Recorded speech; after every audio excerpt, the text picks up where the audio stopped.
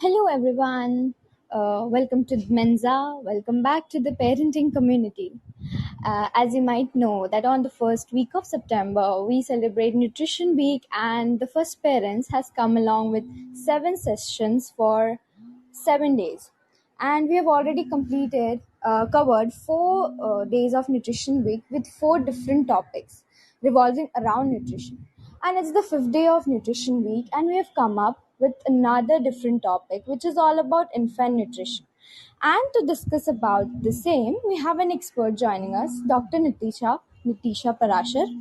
I'll give a brief introduction of hers. She is a practicing dental surgeon, certified in maternal and child nutrition, working with the Department of Pediatrics for management of nutrition in infants and children till age of 5. So we welcome Dr. Nitisha. Thank you so much for joining us in this Nutrition Week. Hi, Palak. Thank you so much. And I'm really honored to be on this platform, and I really look forward to the talk of today. And it really gives me pleasure that I can, communicate and help parents in realizing everything about their infants and babies, their health, and the nutrition of their babies as well. Right. Thank you so much for joining us in this week. We're looking forward to to hear your expertise and your suggestions on this topic. So I have a couple of questions that I received from various social media platforms. So I would like to discuss the same. So my first question to you is that how to start solids? Like how do we know that the baby is ready for solids? Right. So basically, the solids, readiness of solids for the babies is a very, debatable topic. A lot of parents have it in their mind that, 6 months, the pediatrician is saying 6 months. Somewhere they read online that, 4 months is okay. Sometimes their, aunts and their mother-in-laws or maybe some elder females in the family, they say that, 4 months, maybe we can start off. But there are a lot of guidelines and biological markers which need to be kept in mind and which need to be checked before starting solids. So the first and the foremost is that the baby should be able to hold himself or herself upright. That is, he should or she should sit without or minimal support.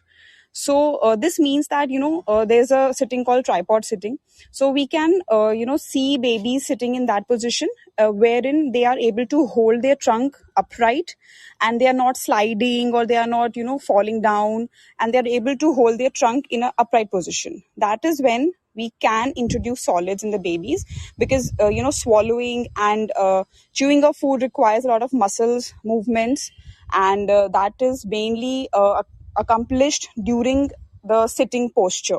So that is very, very important. This is the first step. First sign that the baby is ready.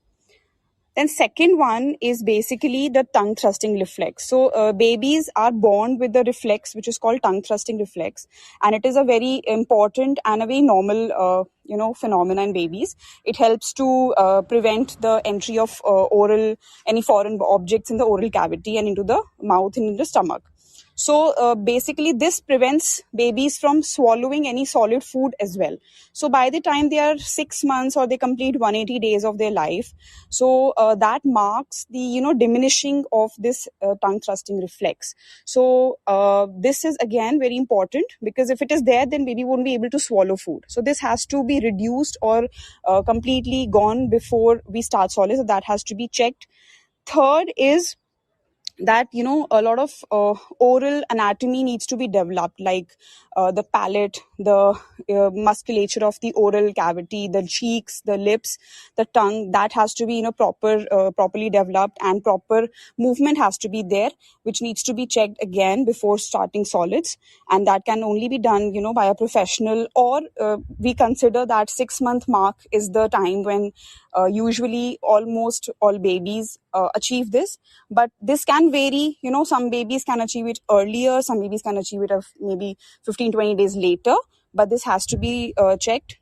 Then another features are that, whenever you sit along with your child to eat, I mean, so they show interest in the food. They, look into your plate, they look at your mouth, you are eating, and they start to, grab the food from your plate, or maybe, try to take it from you. So that again shows that, babies are now gaining interest in food, and they are able to, or they are ready to, eat it. Then again, we have smaller things like, coordination, like hand to mouth coordination has to be there, so that they can, if you're practicing baby led weaning, so that has to be there before that. So all these things are some of the biological factors which we need to see. Also the social factors, like, child showing interest in food, and this coordinating factor. Right, right. Can you tell us that some foods about some foods? Can you list down some foods that we can give to babies who are starting solids? Yeah, so basically there are plenty of options. There are a lot of things and foods which we can introduce. Basically, whether you're giving starting with baby led weaning or traditional weaning, the sole purpose is to make the baby identify. I mean, to the foods which we commonly eat as a family. So this is the goal, because ultimately the child is going to eat with us from the food which we are preparing for us as family. So that has to be there. So we can just basically start with carrots, like steamed carrots. The texture of the food has to be mashable, soft. I mean, it should be squishy, like, so that the baby can easily, if baby led weaning is there, the baby can easily grasp it and can mash it and put it in mouth, and not much of an effort is required at the 6-month mark. So it has to be very squishy. You can start with steamed carrots, steamed cabbage, steamed broccoli, cucumber, steamed apples, finger foods in the shape of finger foods. We can start with that. You can, if you're practicing traditional weaning, like, the caregiver is making the child eat, so then there also you can, instead of purees, just give a texture food, as in the vegetable. So just don't completely puree it. Leave pieces which are of bigger size, so that the baby can chew and not just swallow or gulp it down. So carrots can be there. You can give rice, dal, but not the watery dal or the watery rice. It has to be proper rice, just in a mashed form. So rice can be there, dal can be given, khichdi, porridges, dalia. You can give quinoa. You can give all the sort of vegetables, but size has to be taken into consideration, so that they don't become a choking hazard. Fruits also can be given. All the fruits, like, seasonal are the best, and papaya. You can start with mango, citrusy fruits, oranges. Then smaller fruits like cherries or some berries, they have to be given with caution, because they can be a choking hazard. So starting cannot be done with those. But yeah, later on, 8 to 9 months, you can give it in, like, cut forms, or squishy or mashable forms. So all these things can be given. Then soups can be given. If you are wanting to give, eggs can be given if you're non-vegetarian. Meats can be given, chicken, mutton. But again, consistency and the texture has to be taken into consideration. So you can start with multiple things. Whatever you're cooking in your kitchen, comfortably, you can, without any spicy salt, sugar, you can give it to your baby. Right. But Dr. Nitisha, my another next question to you is that, as you said, that what we generally have, what we have in our everyday meal, Mhm. but most of our meals have major level of spiciness. Like we add a lot of spices in Indian food. Of course, we add a Right. lot of spices. So how can we introduce spices to babies, and when do we introduce it? See, so the basic rule is salt has to be restricted till 1 year of age. That is a complete, no before 1 year of age, no salt.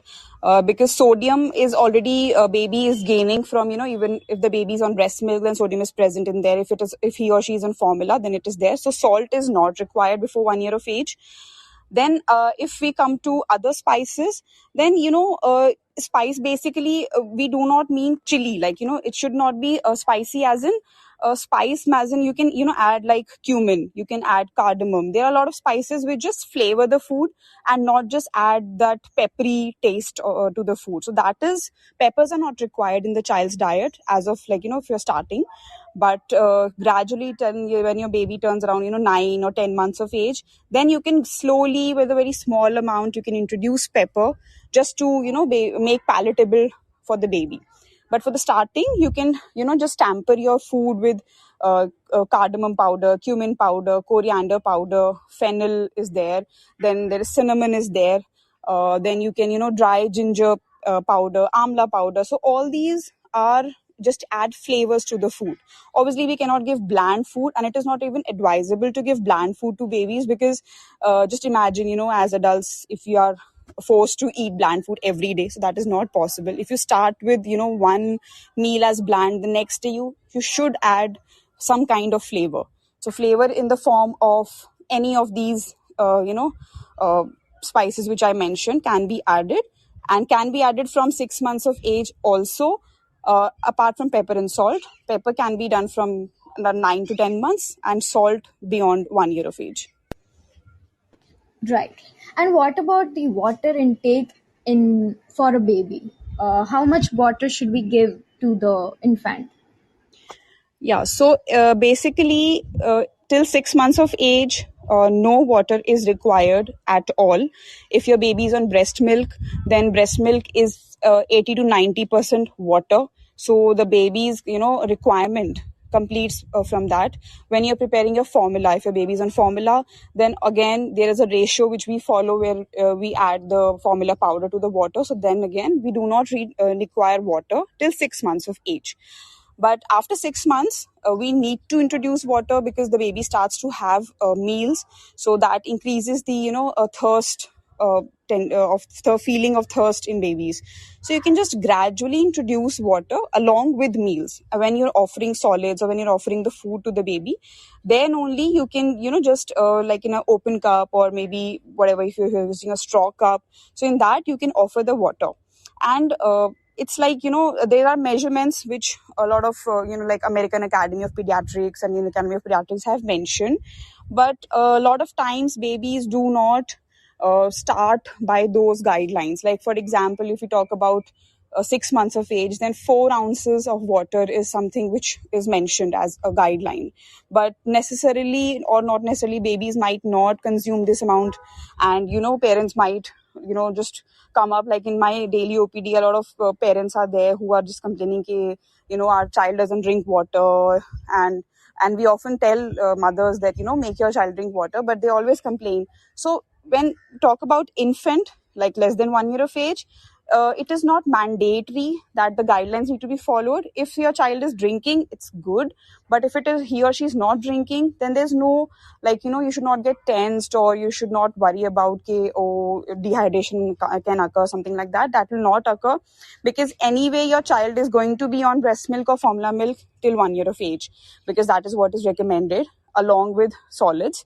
So the portion, I mean the requirement of water can be completed from breast milk and formula.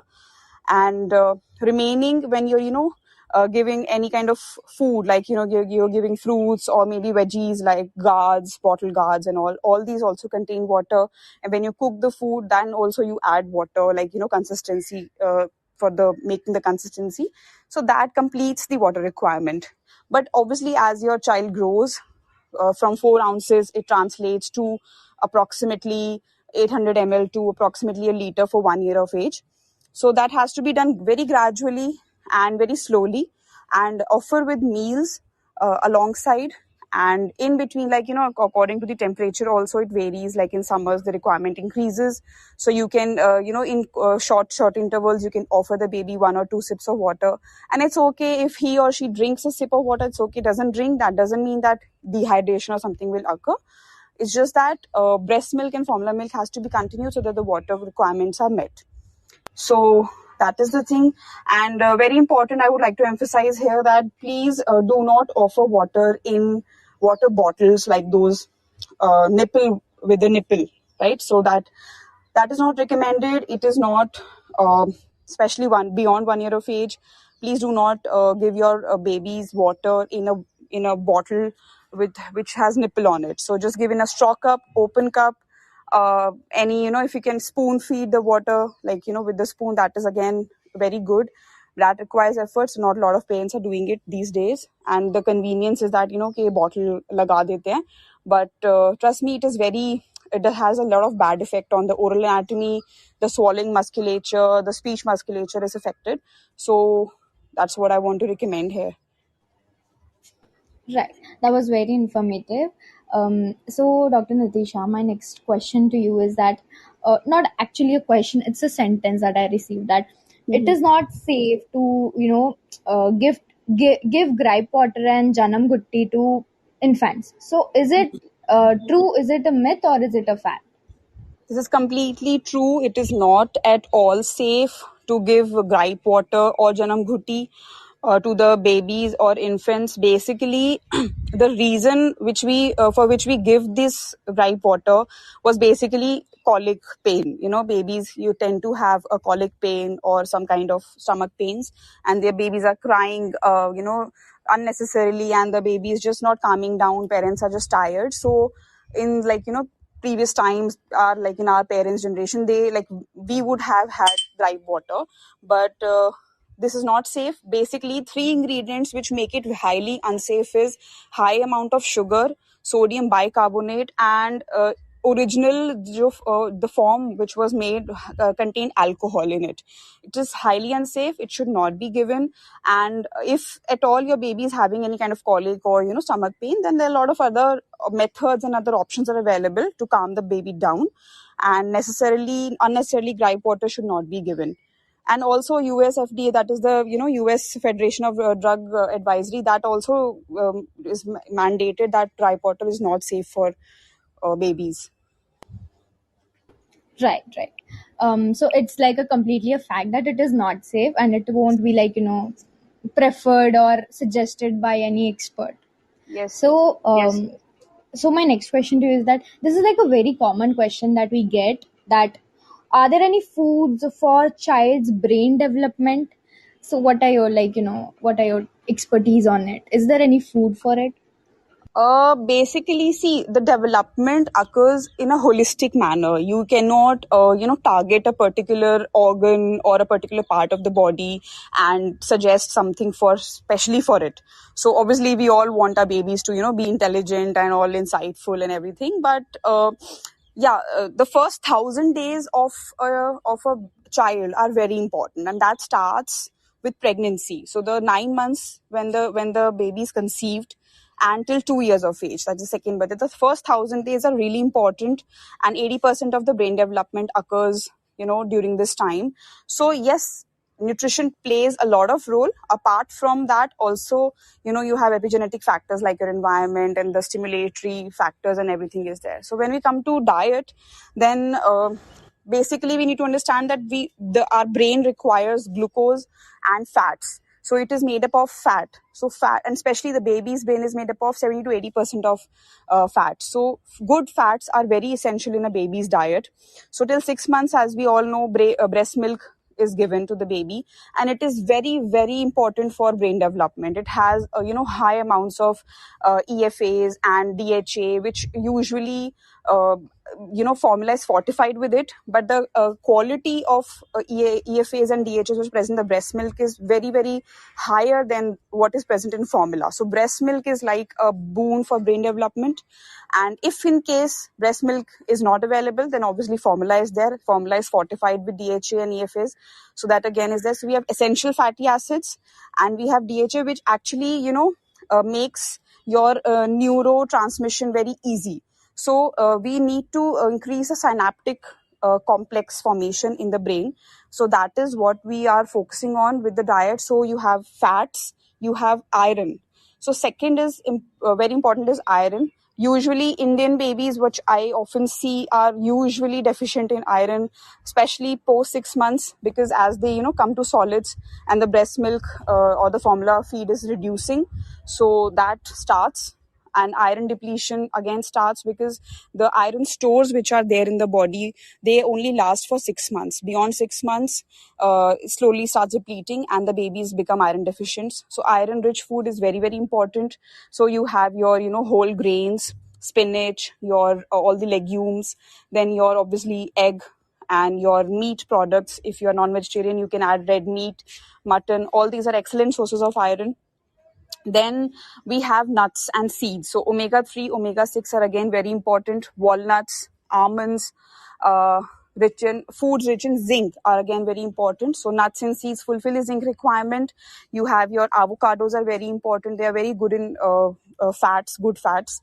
Then you have, like, you can give, this pumpkin seeds, sunflower seeds. So all these nuts and seeds you can give in powdered form, sprinkle on your baby's food, and that will again help in giving, nutrition to the baby. And yeah, I think this is the particular list, if you come to say Right, that, that can be included. right, right. Thank you so much, Dr. Nitisha, for joining us on this Nutrition Week. It was an amazing session, a much needed one indeed, and looking forward to hear more from you. Sure. Yeah, it was really, really nice for me as well to talking to you. And I think if parents can hear it out and just incorporate a few points, I'll be happy. Thank you for watching. For more such videos, do like, share, and subscribe to the First Parents.